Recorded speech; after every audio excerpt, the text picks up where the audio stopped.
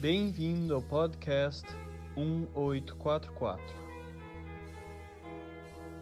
A apresentação: Washington Araújo. Eugênio Butti, escritor de raro talento, pesquisador das comunicações, reconhecido internacionalmente. É professor catedrático, é detentor dos mais importantes prêmios de jornalismo do Brasil.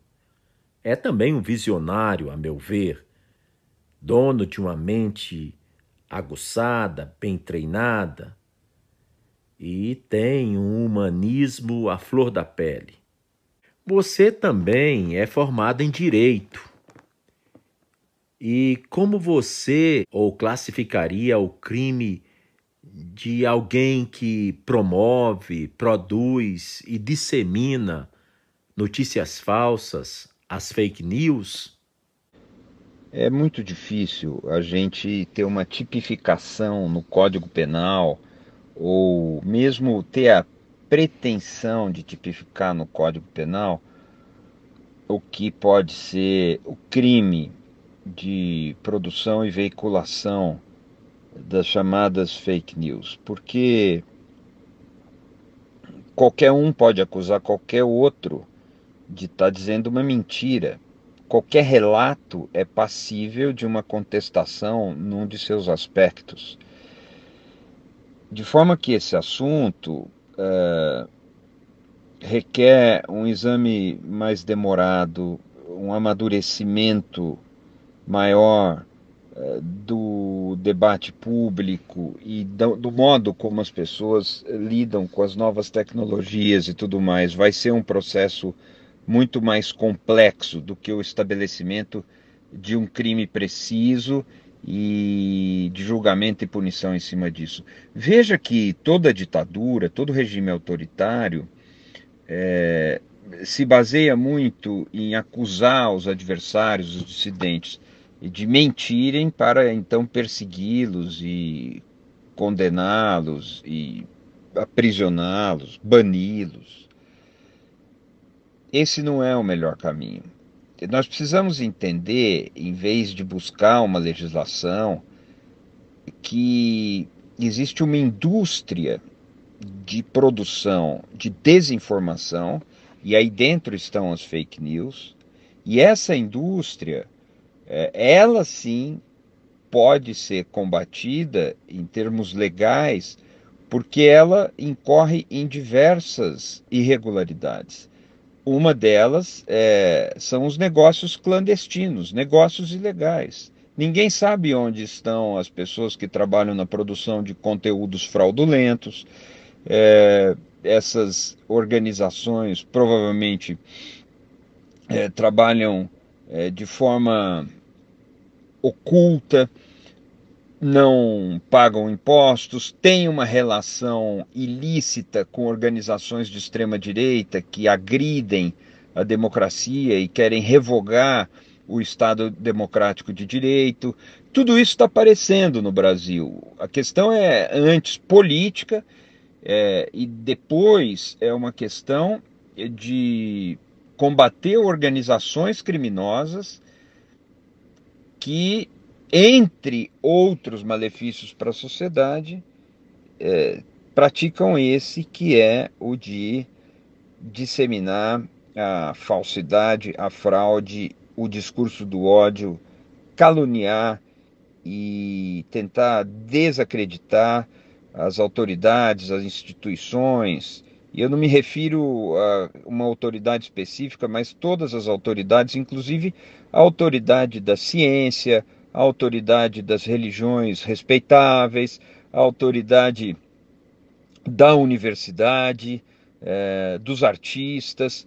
Tudo isso é destruído por essa avalanche de fraudes patrocinada por uma extrema-direita selvagem que recusa qualquer pacto de convivência com base na cultura da paz, e é isso que nós temos que combater. A solução, portanto, é política. Como você analisa o papel das fake news na eleição do presidente norte-americano Donald Trump? certamente existe um papel relevante desempenhado pela indústria da desinformação na eleição de Donald Trump nos Estados Unidos em 2016.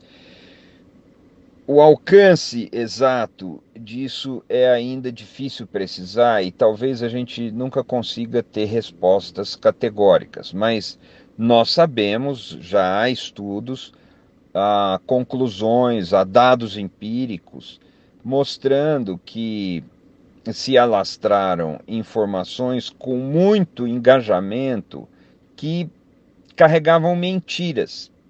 Por exemplo, dizer que Donald Trump tinha o apoio do Papa Francisco. Muita gente acreditou nisso. Por exemplo, dizer que Barack Obama não tinha nascido em território americano, não era americano. Muita gente acreditou nisso.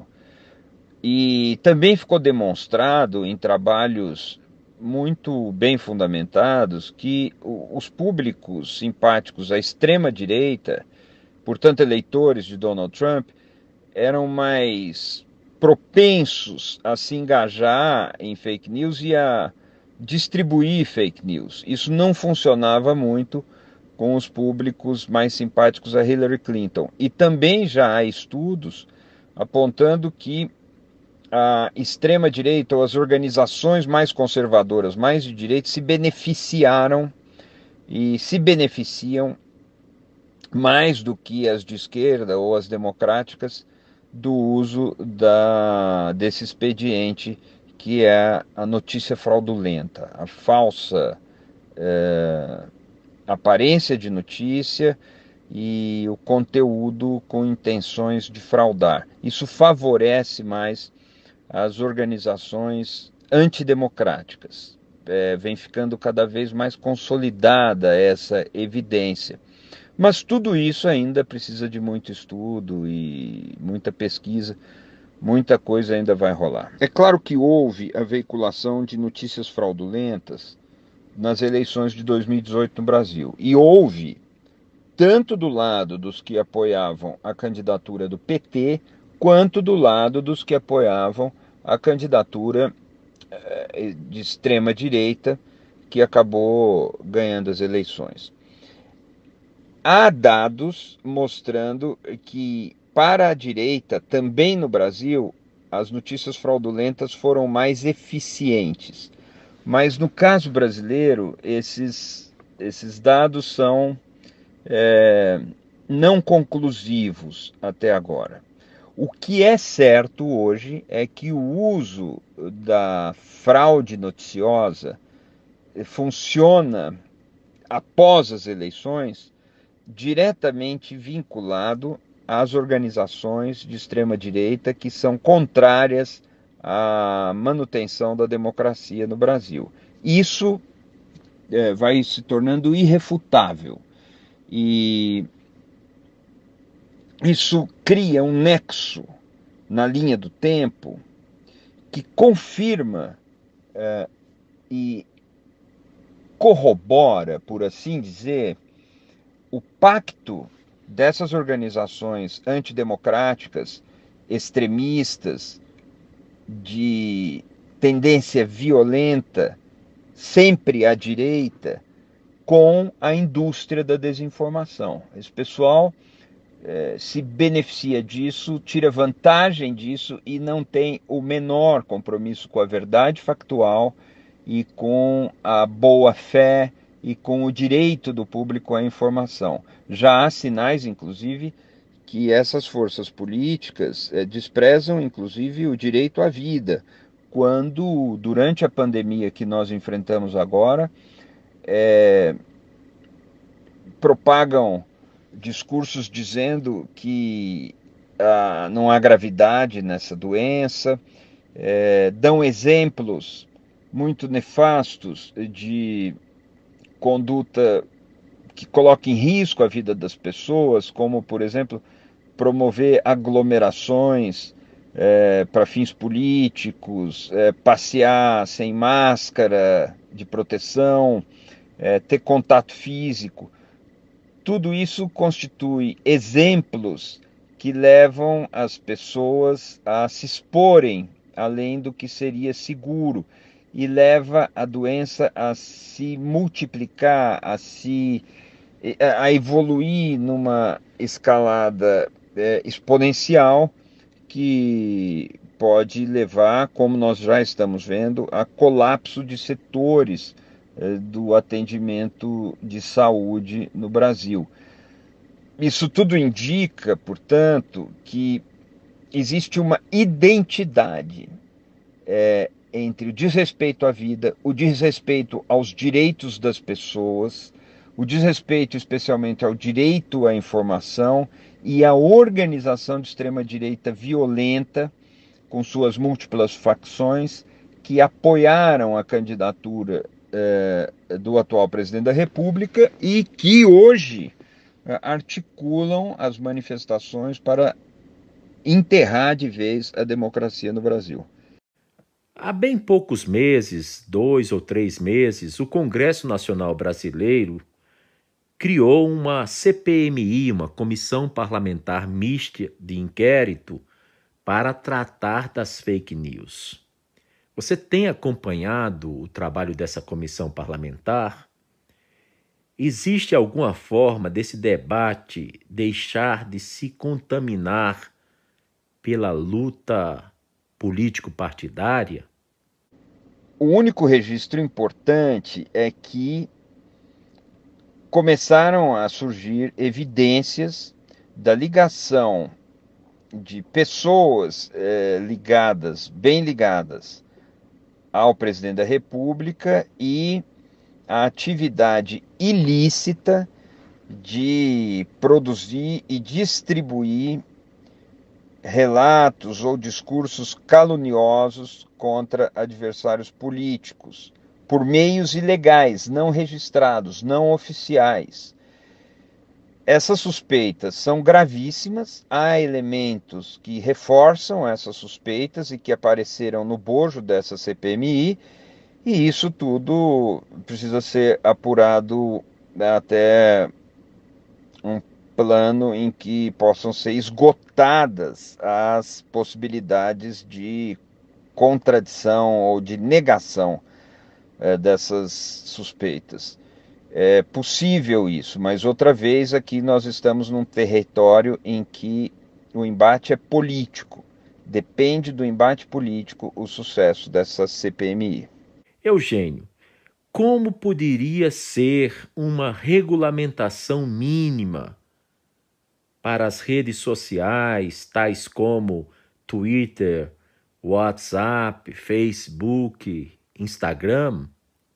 Porque, sem dúvida, vai precisar de alguma regulamentação, nem que seja básica, mínima. A única regulamentação cabível para esses monopólios globais, que são WhatsApp e Facebook, os dois uma mesma empresa, o Twitter, Google, Amazon e outros, é uma regulamentação que quebre exatamente isso que é monopólio. Mas se nós olharmos em matéria de redes sociais, WhatsApp e Facebook, o mesmo grupo empresarial, o mesmo conglomerado, exercem monopólio global. Não há competidores para o poderio dessa organização, desse conglomerado. Isso desequilibra o funcionamento do próprio capitalismo. Não é por acaso que o mercado americano, em comunicação, mas não só em comunicação, ele vem sendo regulado desde os anos 30 do século passado, exatamente com o espírito antitrust, que é o propósito de impedir concentração de capital e concentração de poder, de voz e de comunicação no debate público. O espírito da legislação antitrust, que combate monopólio, é preservar as condições da livre concorrência no mercado e a diversidade de vozes. Isso, reencarnado no século XXI, nos levaria a procurar quebrar esses monopólios dos conglomerados das super tecnologias digitais. Não foi por acaso também que Elizabeth Warren, que chegou a ser pré-candidata pelo Partido Democrata nos Estados Unidos à presidência da República, falou expressamente em atuar pelo Estado, pela lei, de forma democrática, para quebrar esses monopólios. A quebra desses monopólios, nos termos da lei, nas formas democráticas conhecidas pela nossa sociedade, pela sociedade internacional, deve ser feito em todos os países. A União Europeia vem procurando pautar esse debate e vem procurando estabelecer limites e estabelecer controles novos para esses super conglomerados que monopolizam esses mercados. Essa é a única via democrática e a única via de proteção da democracia que cabe quando estamos tratando de como lidar com esses monopólios globais. Como você analisa, interpreta, vê o reality show Big Brother Brasil, agora recém terminou sua 20ª edição anual e tem sido transmitido por 2 décadas de forma contínua através da maior rede de televisão de canal aberto do Brasil, a Globo. Qual o seu pensamento sobre o BBB? Esses chamados reality shows que vieram para o Brasil, é bom a gente lembrar pela primeira vez pelo SBT, muito tempo atrás, que fez A Casa dos Artistas, programa de enorme audiência, foi um grande sucesso. Eles hoje se mantêm resistentes na Rede Globo. E há outros sucedâneos que se diversificaram, nós temos isso com várias modalidades, mas é uma atração que correu o mundo e está em todos os lugares, tem uma história, inclusive, interessante na indústria do entretenimento, vinda da Endemol, mas o que importa é que isso dá um passo a mais, numa escala a mais, num plano superior para a obsessão dupla de competição extremada e de exposição extremada das privacidades. Nós somos uma civilização do olhar obcecada por essas coisas. E quanto mais disso for oferecido, mais público haverá. Não há surpresa até aí.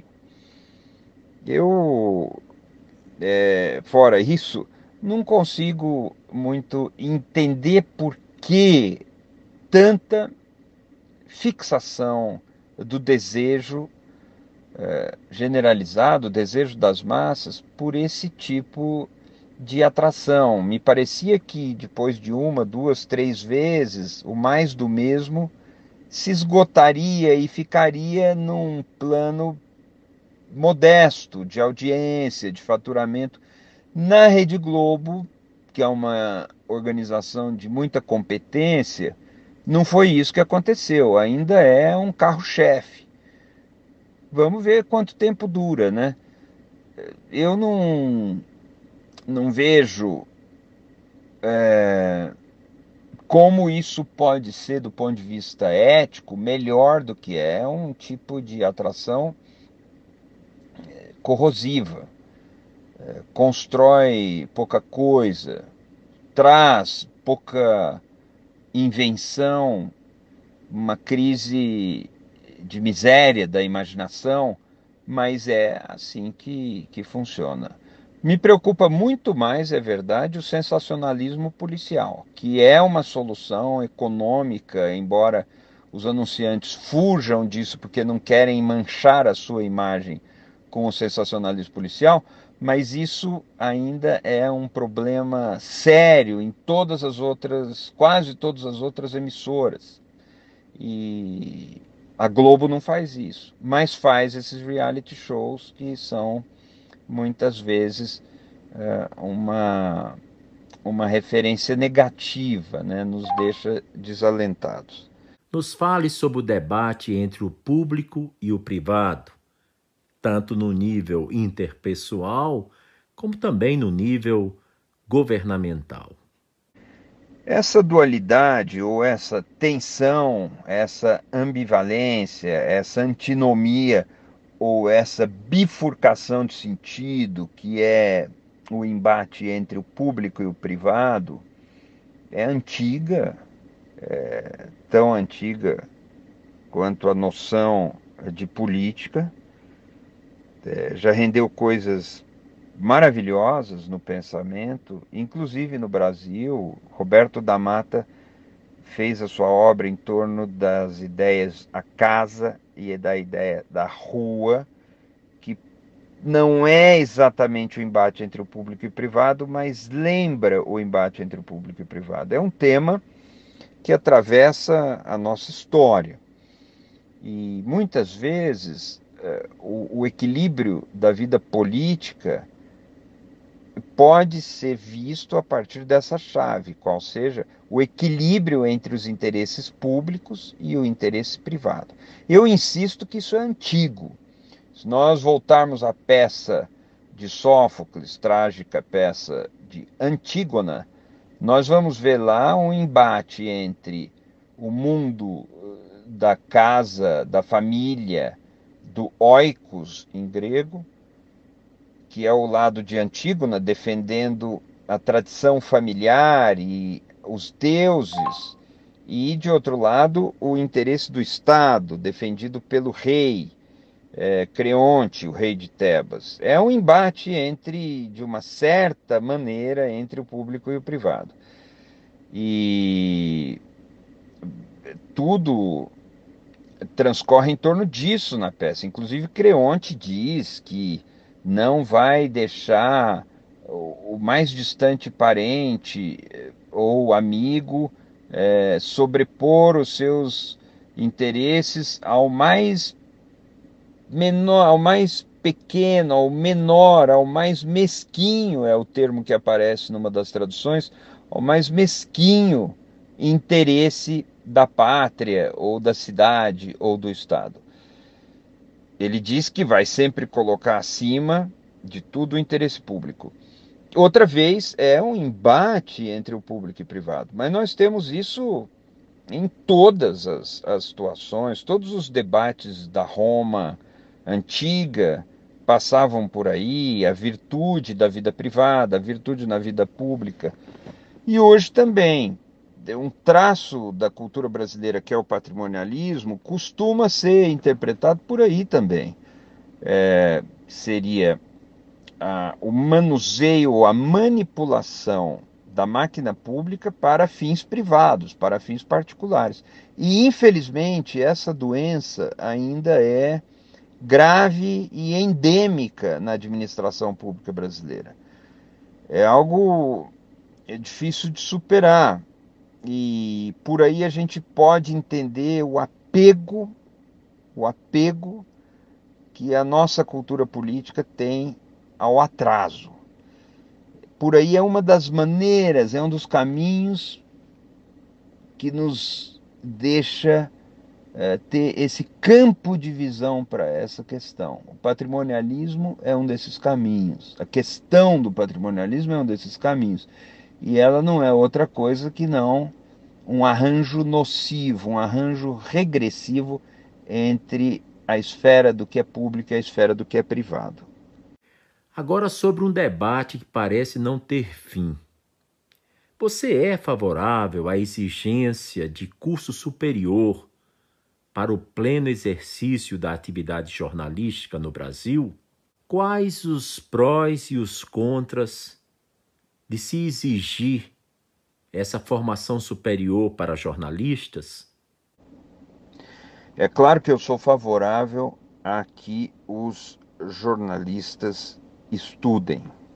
Acho que jornalistas devem estudar a vida toda e só vão ganhar com isso. E não devem estudar apenas como autodidatas, o que sempre ajuda, mas devem estudar em instituições preparadas para isso, devem fazer cursos regulares, devem fazer programas de pós-graduação, cursos de extensão, temporadas fora do Brasil, que sempre enriquecem a cultura e o repertório dos profissionais. E nos países que têm as melhores redações, as melhores instituições de imprensa, os melhores órgãos e veículos jornalísticos, os jornalistas estudam bastante. O que não quer dizer que nesses países se exija a obrigatoriedade do diploma de um curso superior de jornalista para que a pessoa possa exercer a profissão. Não é assim. Não é assim nos Estados Unidos, não é assim na Inglaterra, não é assim na França. Embora na Alemanha, embora em todos esses lugares existam excelentes escolas de jornalismo.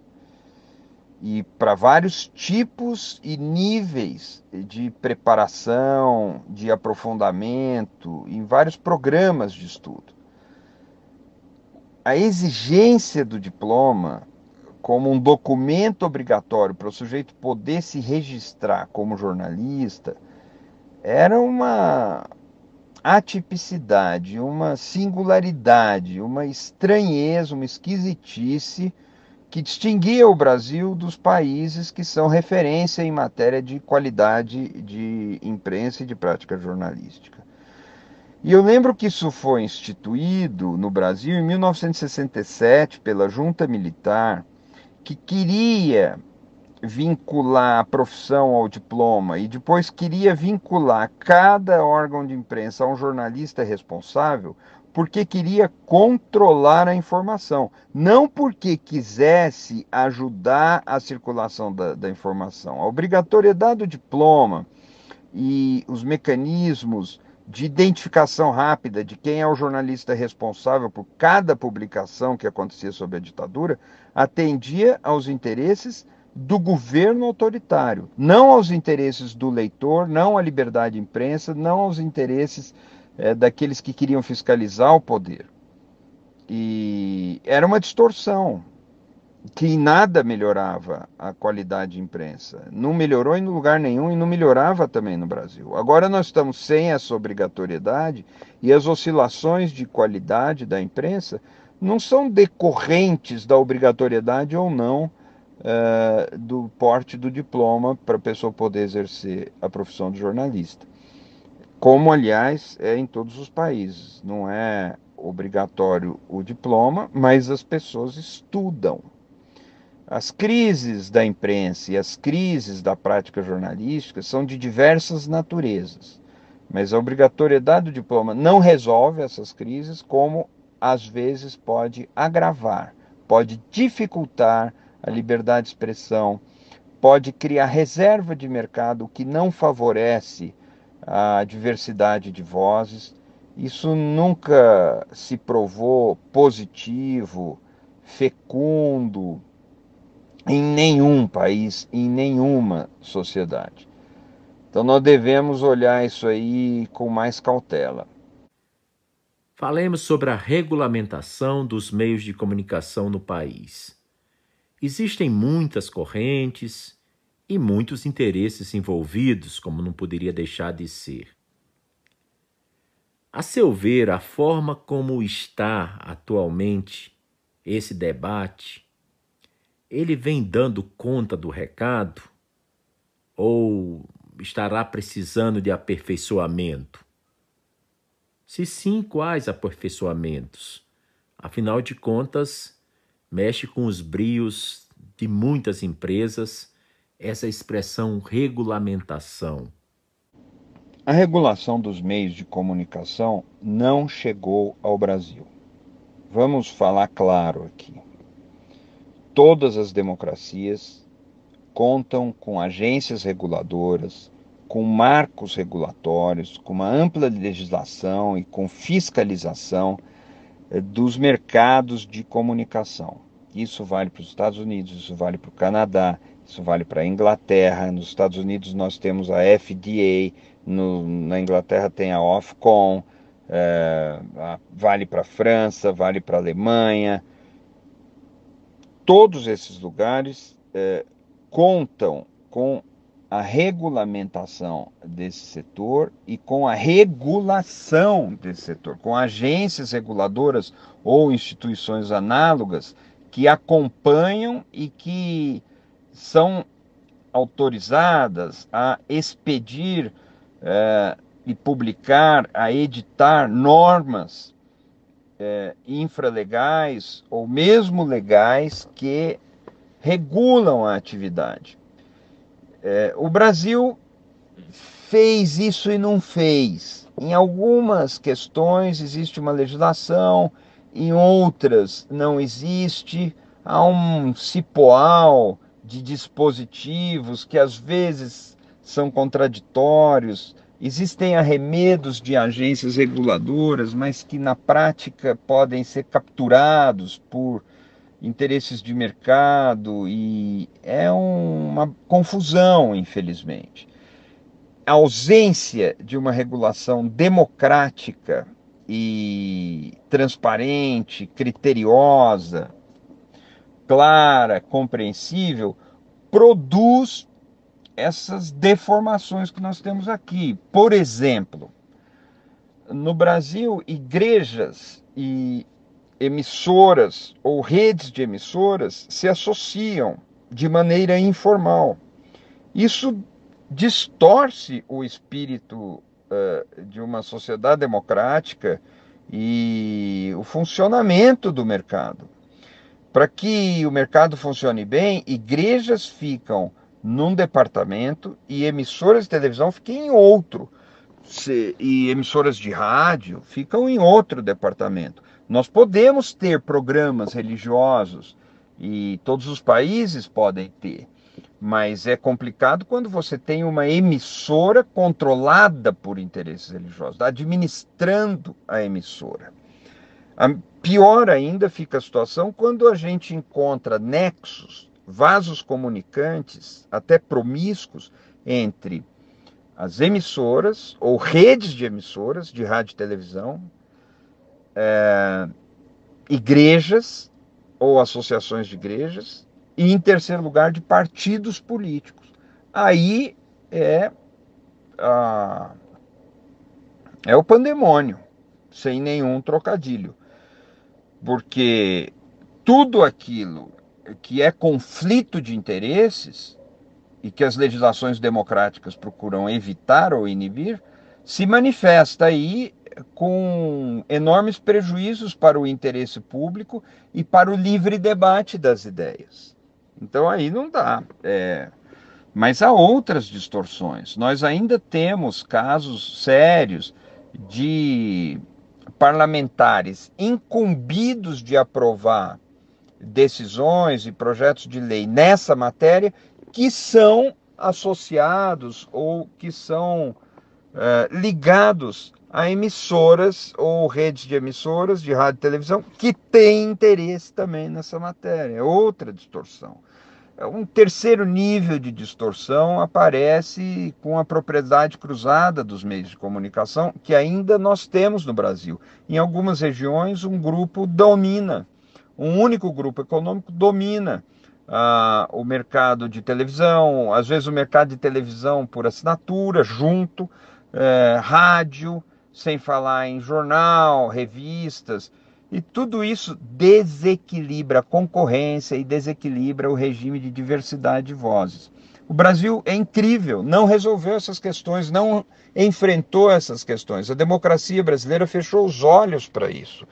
E fechando os olhos para isso, deixou que essas deformações criassem história. O que nos traz hoje um problema difícil de resolver, mas que precisa ser resolvido, especialmente agora com a vinda dos conglomerados globais. Isso fica ainda pior. Hoje nós precisamos de uma reforma constitucional em algumas partes, mas principalmente uma reforma na legislação ordinária que discipline essa matéria toda, incorporando a necessária regulação que venha a limitar o poder dos conglomerados globais também. Tudo isso em defesa da democracia, da liberdade de expressão. Esse é um grande problema, é um grande gargalo, é um grande déficit da democracia brasileira. Nos fale algo sobre a importância do filme com Orson Welles, Cidadão Kane. Será que as premissas do filme sobre o personagem polêmico central do Kane ainda são válidas nos dias atuais? O filme Cidadão Kane, de Orson Welles, é apontado com frequência como sendo a grande obra-prima da história do cinema ou uma das 10 maiores realizações da sétima arte. Me parece essencial para quem quer estudar jornalismo, fora os amantes do cinema, que sempre vão gostar do filme, mas porque ele mostra o imbricamento entre o entretenimento, os interesses políticos e os magnatas da comunicação. Essa triangulação vai definir, pelo menos o século XX, na minha opinião, define ainda hoje os interesses envolvidos nas comunicações sociais. É uma belíssima obra de cinema e uma proposição intrigante para as nossas inquietações. Um autor que eu gosto muito é o Gay Talese. Ele que é autor de A Mulher do Próximo, Fama e Anonimato, um livro sobre o New York Times, sua história, e é sempre reputado como o criador dessa corrente chamada New Journalism. O que você pensa da obra do Talese? Eu gosto de muitas coisas dele, é um nome definitivo no que se chamou de jornalismo literário, no New Journalism, mas eu sou um pouco resistente a essas denominações. Mas de toda forma, você lembra Fama e Anonimato, mas existe uma biografia, entre aspas, do jornal da New York Times chamado Reino e o Poder, que nos ensina muito sobre o negócio da imprensa e as coisas que ele fez durante toda a vida. Ele escreveu recentemente, um pouco antes de morrer, um belo livro sobre um sujeito que era dono de um motel de beira de estrada nos Estados Unidos e usava esse motel para espionar os casais que tinham ali alguns encontros amorosos. É uma obra polêmica, porque há uma contestação sobre alguns aspectos, mas é uma bela reportagem, muito bem sacada. Um grande jornalista. Que autores mais o influenciaram em sua formação? Eu não sei, assim, quais os autores que me marcaram, mas esses dias eu estava pensando, teve uma pessoa que me marcou muito. É o jornalista Perseu Abramo. Ele que me designou para editar a revista Teoria e Debate, que estava sendo criada. Eu fui o primeiro editor dessa revista, era uma revista ligada ao Diretório Estadual do Partido dos Trabalhadores em 1987. E era outra coisa, era um outro país, o partido era completamente outra coisa também. E a revista funcionava com total independência. Basta pegar os números que a gente fazia naquele tempo. E o Perseu depois escreveu Orelha para livro meu e tive poucas vezes com ele, na verdade, mas ele já era um grande nome. Eu olhava para ele com enorme admiração e registrava tudo que ele falava. É uma pessoa que me ensinou e me ensinou sobre atitude na vida jornalística. Me marcou muito, aprendi muito com ele. Você leu de Euclides da Cunha Os Sertões? Um clássico, sem dúvida. Como você vê a Guerra de Canudos em nossa história? Qual o legado do Antônio Conselheiro? E, para concluir essa pergunta longa, o Euclides, em sua obra-prima Os Sertões, foi visto mais como escritor, como historiador ou como jornalista? A figura do Euclides me impressiona mais como jornalista, embora na versão publicada no livro haja alterações sérias em relação ao que ele publicava no jornal. A postura dele crítica em relação ao exército, em relação ao governo do Brasil na época, foi algo que se desenvolveu a posteriori, durante a cobertura. E aí ele tem uma guinada, mas como jornalista, como observador da cena, que a figura dele impressiona. O Euclides acaba se tornando uma figura identificada com o marxismo. É muito interessante a biografia dele, mas ali nos Sertões, o que chama a atenção é a consistência da observação. Ele tem uma influência muito forte de um certo determinismo e algumas posições que depois seriam questionadas, como um certo racismo também. Mas era o pensamento da época. Como jornalista, e como um jornalista que desenvolve uma narrativa factual com uma claríssima elevação literária, é que ele me impressiona mais. Que conselhos você daria a um jovem que em 2020 desejasse se tornar jornalista? Eu não gosto de dar conselhos. Acho uma postura temerária, porque o conselho precisa vir do discernimento do próprio sujeito, que vai sofrer as consequências e administrar os desdobramentos da atitude que vier a tomar. Agora, eu, como professor de uma faculdade que, entre os seus cursos, tem o curso de jornalismo, eu convivo muito com as novas gerações. E o que eu observo é que nós vivemos um período de imensas oportunidades para a criação de modelos de jornalismo. Isso não estava posto em épocas anteriores. Hoje, com um celular conectado à internet, uma pessoa pode criar um jornal de influência nacional. Isso é uma oportunidade impressionante.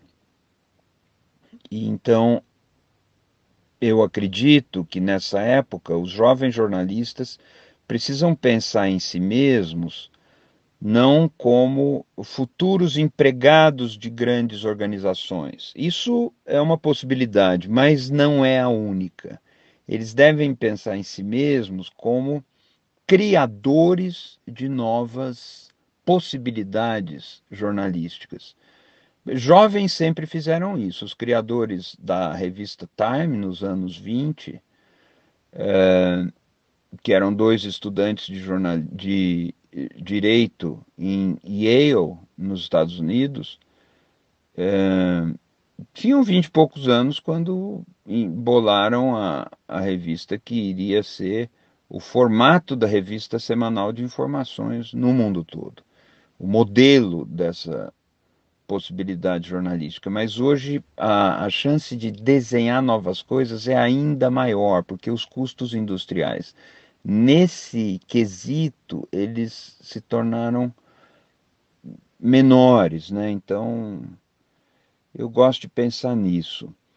E uma outra coisa é levar em conta que a vocação jornalística ela envolve uma forte vocação política, uma forte vocação de precisão, o que tem a ver com a ciência, e também uma vocação artística. O jornalista, ele reúne atributos dessas três possibilidades discursivas ou dessas três carreiras distintas. Então, o jornalista é um político fazendo política por outros meios, ou é um cientista fazendo ciência por outros meios, ou ainda é um artista, alguém de muita sensibilidade, uh,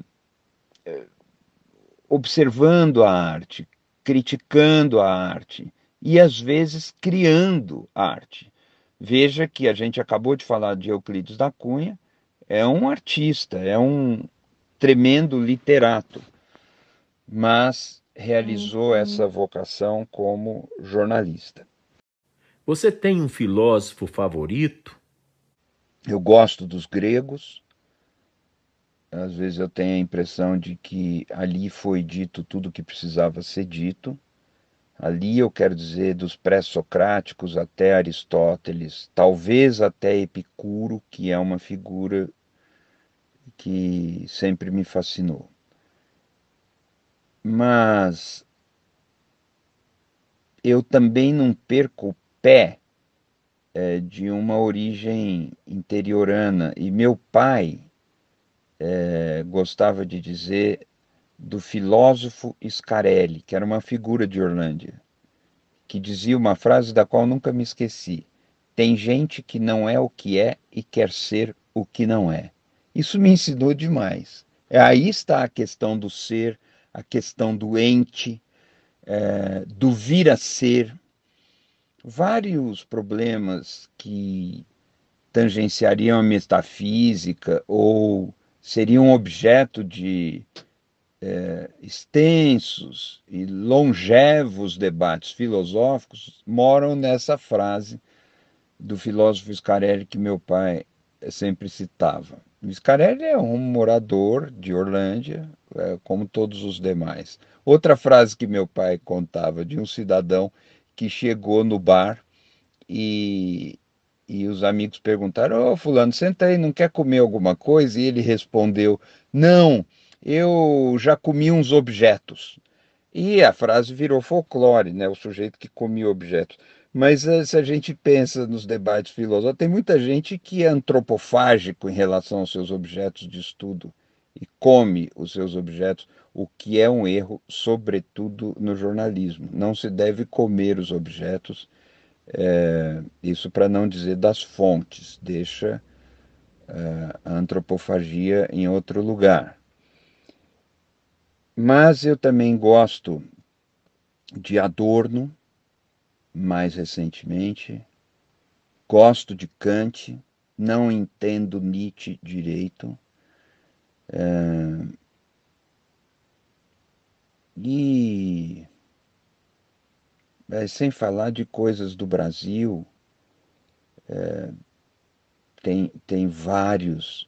A Marilena Chaui, sem dúvida nenhuma. Eu gostava muito dos textos do Zé Américo Mota Peçanha.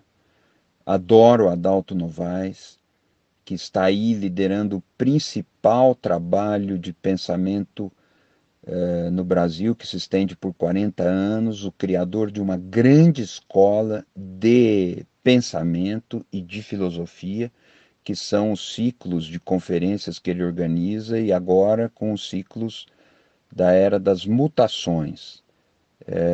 Um autor de uma obra, um organizador de pensamento que eu admiro demais e com quem eu aprendo todos os dias, porque leio e releio coisas dele e às vezes tenho o privilégio de conversar com ele. Esses filósofos todos me inspiram o tempo todo e eu certamente estou esquecendo alguns nomes aqui. As ideias de Nietzsche, a seu ver, continuam bem atuais? É engraçado que eu tinha acabado de dizer que eu não entendo nada de Nietzsche. E adoro ler e descobrir coisas. Ele vem sendo redescoberto porque existe uma discussão sobre o uso do nome de Nietzsche, patrocinado pela irmã de Nietzsche, que sobreviveu ao Nietzsche, pelo nazismo, o que é um problema. No Brasil, nós temos traduções como as de Paulo César Souza, que são maravilhosas e nos ajuda muito. Mas eu não tenho competência, nem conhecimento, nem leitura para emitir uma opinião sobre Nietzsche. Você assistiu de Petra Costa Democracia em Delírio? Saiu pela Netflix e foi até indicado para o Oscar desse 2020. Qual a sua opinião sobre o filme de Petra? Merecia ele ganhar o Oscar?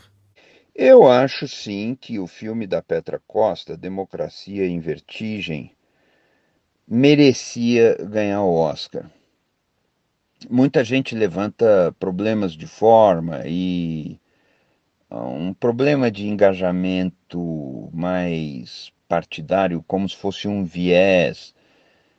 Eu identifico coisas assim, mas é um documento tão importante, com todas as discussões que suscita, mas um documento que flagra instantes da vida brasileira tão efêmeros que teriam desaparecido se não fosse a Câmara da Petra Costa.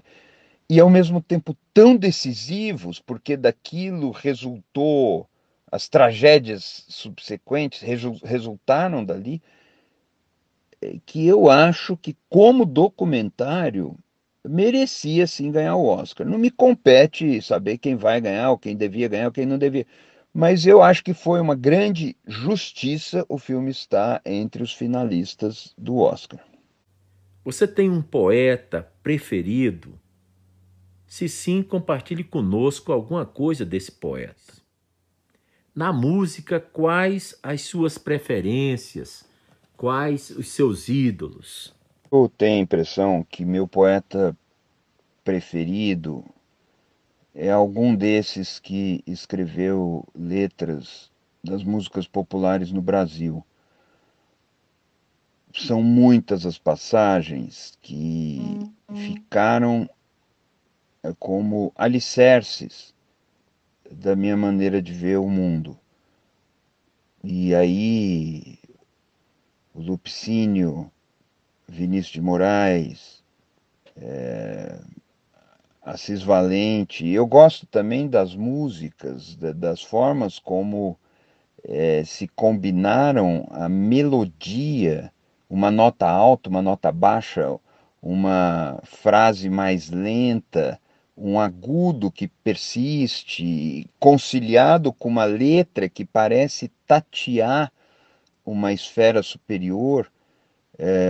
Isso sempre me agrada muito. Um exemplo é o verso do Chico Buarque, como andar com os pés no chão. Quando ele fala do chão na bailarina, ele desce a escala e a nota mais grave da melodia é o chão. Essas aproximações, essas combinações que tornam a letra inseparável da canção e da música, eu gosto muito na poesia e me marcou muito. Eu gosto também do Mário Faustino, tem os versos: não logrou firmar o nobre pacto entre o cosmos sangrento e a alma pura, porém não se dobrou perante o fato. Isso me diz muito do que eu tive que fazer e não sei se logrei conviver, fazer conviver a minha sensibilidade, a minha missão e um entorno que parece corrosivo, destrutivo. É uma dificuldade. A maneira como o Mário Faustino sintetiza isso também sempre me comoveu. Ou Carlos Pena Filho, entrar no acaso e amar o transitório. Eu adoro. E coisas novas também, mas é difícil dizer. Eu acho que o verso do Caetano, Eu Sou Neguinha, é uma coisa impressionante para mim, porque nesse verso se diz tudo, né? Nós temos que rejeitar a condição de sermos homens masculinos, machos, e rejeitar a condição de sermos brancos, porque nós não somos nem esse macho violento da história do Brasil e não somos brancos. E tudo isso está num verso um pouco esganiçado. Eu sou neguinha. Eu gosto disso tudo, eu não saberia apresentar um predileto.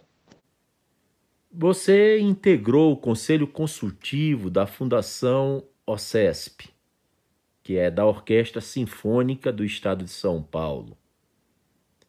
Nos fale um pouco dos seus compositores clássicos preferidos. Eu ainda sou do conselho da USESP. Acho que ali eles fizeram um ato de caridade, porque eu não entendo de música erudita, eu mal, ou de música clássica também, mal consigo distinguir uma nona no, não a nona de Beethoven, mas a vibração de um acorde com uma nona, mal consigo distinguir quando escuto. Não tenho formação musical, não sei ler uma partitura, e isso limita muito, muito, muito. Eu acho que a educação musical deveria ser muito mais intensa do que é. Limita muito a nossa condição de apreender e de navegar nessa linguagem. Mas, você pede para eu comentar alguma coisa, eu gosto muito do barroco de Bach, porque eu tenho a impressão que é um tipo de armação, sobretudo dos fios melódicos que vão se sucedendo nas famosas fugas, que tem a mesma configuração dos circuitos do meu pensamento, às vezes. Quando eu estou escrevendo, em certas circunstâncias, eu gosto de ouvir Bach. E eu nunca senti isso com outro compositor, mas repito que eu não entendo disso aí, eu te falo aqui até um pouco tímido e já me achando excessivo, são as minhas impressões. O que nos diz do nosso grande Heitor Villa-Lobos? Eu vejo Heitor Villa-Lobos diretamente na música do Tom Jobim. Acho que Tom Jobim é uma segunda encarnação de Villa-Lobos e vejo no Villa-Lobos um inventor do repertório popular. É incrível, porque ele recolhe e devolve do repertório popular da nossa música. Villa-Lobos vive em tudo que ouvimos no Brasil.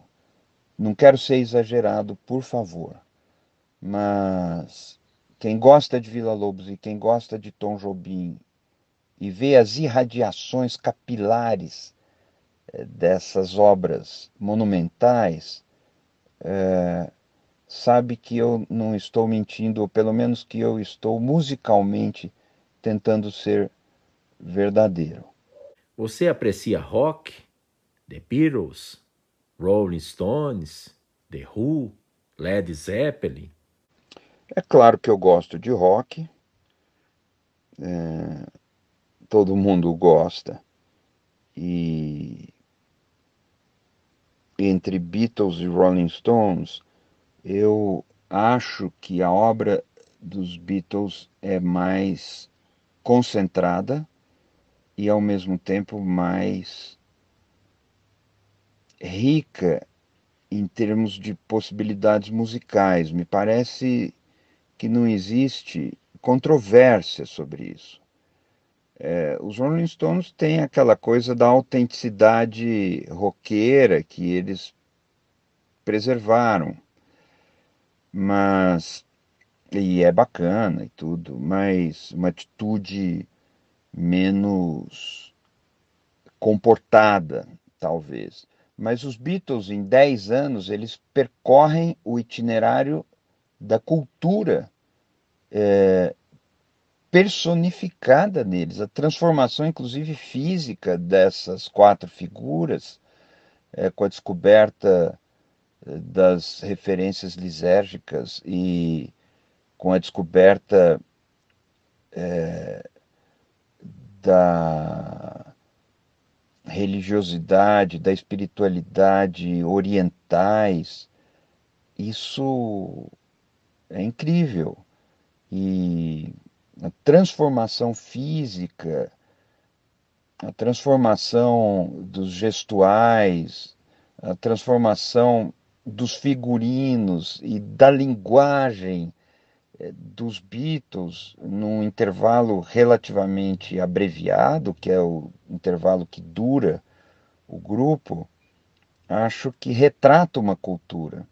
Mas eu também digo tudo isso sem endeusar, pelo amor de Deus, os Beatles. Acho que existe um fetiche de mercado em torno disso aí que às vezes torna quase insuportável a presença dos Beatles. É um ícone de mercado, mais ou menos como algumas assinaturas nas artes plásticas que viram apenas mercadoria. Isso prejudica muito a fruição, porque o rock teria inúmeras outras coisas, igualmente clássicas e igualmente altas, mas eu fico por aqui.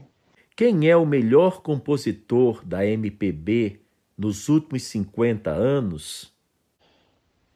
Certamente os nomes de Tom Jobim com É Pau, é Pedra, é o Fim do Caminho, é uma das principais coisas já feitas na música brasileira, precisa estar aqui. Embora o Tom Jobim também tem uns versos que fala de você nesse vestido, excita minha libido, uma coisa assim que eu não digo que seriam versos felizes, primorosos. Acontece. Eu acho que os nomes obrigatórios de Gil, Chico Buarque, Milton Nascimento, Caetano Veloso, tem que estar em qualquer lista das décadas mais recentes, mas eu acho que coisas menores, no sentido de uma constelação, estrelas que persistem com brilho mais discreto, tem algo a dizer. Se a gente for mais flexível no que é música popular brasileira, a gente pode pensar em Raul Seixas, a gente pode pensar em Belchior, veja que coisa, que disse muito.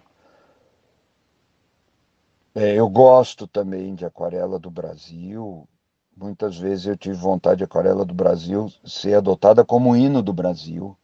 E acho que seria bonito um hino que fizesse os cantantes sacolejarem as suas carcaças e não apenas aqueles hinos que nos convocam a ficar em posição de sentido, que é uma morte, mais de sentido.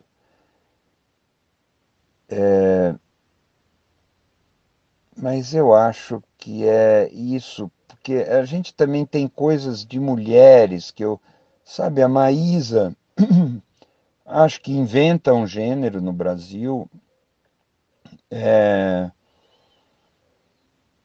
mas é difícil organizar essa lista. Fale-nos de uma viagem que você tenha feito e que a considera inesquecível. Tom, eu não dei a volta ao mundo 30 vezes, não viajei demais, mas guardo lembranças maravilhosas de muitas viagens. Eu gostei muito de Acordisburgo, terra de Guimarães Rosa, me emocionou. Eu andei muito pela América Latina e vi coisas fortes também, gostei de ver. Mas o que me vem à cabeça agora é uma viagem à Grécia, quando eu fui a Delfos, onde, vou empregar um verbo engraçado, onde funcionava por muito tempo o oráculo de Delfos.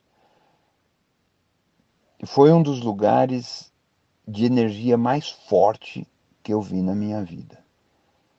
E quando eu entrei, eu ouvi do céu aquele som da águia, aquele guincho, aquele canto que vem do céu mais profundo. O que me lembra um dos mitos envolvendo Delfos, que Zeus teria escolhido aquele lugar ao soltar duas águias, uma em cada extremo do mundo. E as águias, então, libertadas, cada uma num ponto, o extremo do mundo de cada lado, voariam na direção uma da outra.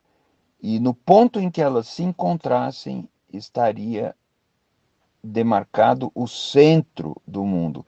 E esse ponto teria sido Delfos. Delos é uma outra ilha perto de Mykonos, onde nasceu Apolo, mas aqui nós estamos falando de Delfos. Delfos seria o centro do mundo. E existe lá o Ónfalo, que é uma espécie de ovo do tamanho de um botijão de gás, que é o símbolo desse centro do mundo. E eu vi essas águias, acho que elas tinham vindo das profundas do Olimpo para me receber naquele lugar maravilhoso. Eu gostei muito disso. Mas eu estou falando aqui uma coisa que é imprópria, porque foi escolhida essa viagem, para responder para você, assim, meio no improviso. Eu poderia lembrar de outras coisas, mas fica valendo essa visita a Delfos como uma viagem que me marcou muito. Você é casado? Tem quantos filhos? Algum dos filhos seguiu as profissões do pai? Professor, jornalista, escritor? Eu sou casado com a Maria Paula Dalari, que é advogada, professora da São Francisco, foi secretária da Educação Superior no MEC e nós temos dois filhos, o Mário Dalari Bucci, que se formou em Direito e se formou em Jornalismo, como eu, e exerce a profissão na área da comunicação. É um profissional que trabalha bastante com redes e com a comunicação em redes. Ele trabalha na Edelman, que é uma agência de comunicação corporativa, com escritórios no mundo todo. E a Marta Dalari Bucci, a nossa filha mais nova, ela é arquiteta, formada na FAO, seguiu a profissão do tio dela, o Ângelo Bucci, que aliás foi professor dela, e hoje a Marta é arquiteta em Zurique, na Suíça, e ela vive lá, onde é casada com o Guilhermo Durig, um suíço maravilhoso, fala muito bem o português que também é arquiteto. Você escreveu quantos livros até o momento?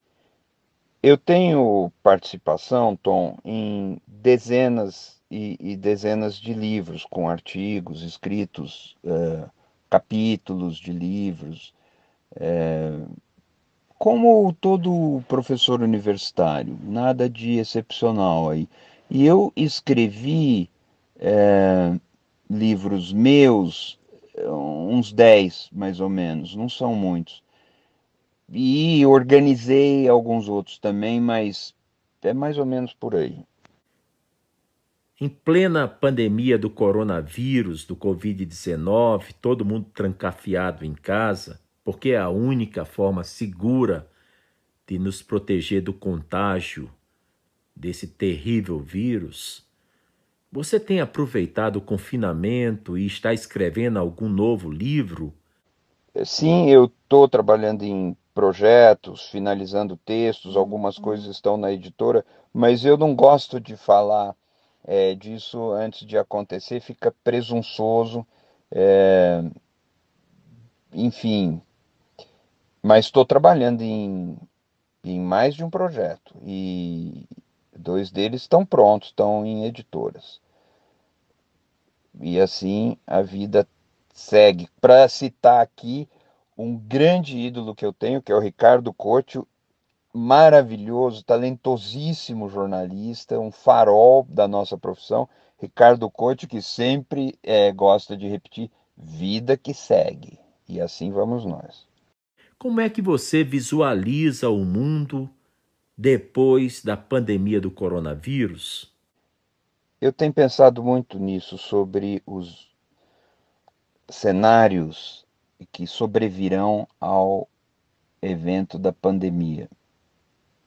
Estou até precisando elaborar um texto a respeito para um trabalho na USP. Não sei se eu conseguiria indicar uma tendência, mas eu vou repetir um bordão: o mundo não vai ser mais igual. Nós vamos sair disso com uma marca permanente. Vai ser uma mudança de curso. Em alguns campos vai ser para pior, em outros vamos esperar que surja alguma semente ou algum adensamento de projetos solidários, mas eu tenho dúvidas a respeito. Eu sou um pouco pessimista com o que vem por aí. A criança Eugênio teria orgulho hoje do professor, do jornalista, do pesquisador, do escritor Eugênio Butti? Tom, eu não sei se o menino Eugênio Butti teria orgulho daquilo em que ele acabou se convertendo. Eu gosto de pensar na vida como uma linha reta. Eu gosto de pensar que a gente, olhando para trás, enxerga uma linha reta, clara, sem pontos ou trechos que nos envergonhem, seja no início, seja no fim da linha. Olhando a linha a partir do começo, não é bom quando surgem ali alguns segmentos manchados de vergonha. Mas olhando a partir do fim também, em retrospectiva, outros trechos podem nos envergonhar. Eu acho que eu hoje não me envergonho de coisas que eu fiz e acho que não desonrei a criança que eu fui. Mas se eu tiver mais alguns anos para viver e fazer coisas, acho que podem vir trabalhos até melhores e prazeres até mais sublimes do que os muitos que eu tive e dos quais eu muito me orgulho nessa minha vida. Nós só temos a agradecer por essa entrevista, que certamente se transforma, desde logo, num presente fantástico a todos aqueles que se interessam por essa coisa chamada vida pensante.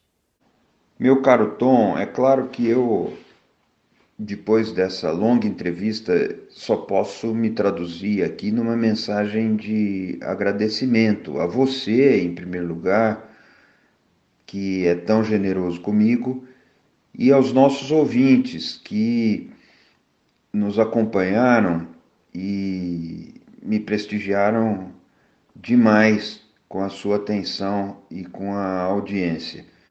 Foi uma experiência muito gratificante, pela qual eu sou apenas gratidão e espero ter contribuído de alguma maneira com mais esse tijolinho na bela construção da sua trajetória de comunicador e de pensador. Muito, muito obrigado e tudo de bom para você e para todos que nos acompanharam. Muito obrigado, Eugênio. Esperamos futuramente voltar a entrevistá-lo.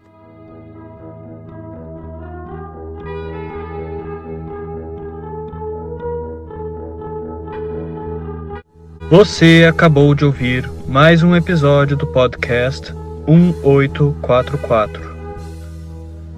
Agradecemos sua audiência e lhe convidamos para ouvir nosso próximo episódio semanal. Apresentação e comentários: Washington Araújo. Trilha musical composta por Ian Garbinato. Vinhetas: Diogo Garbinato.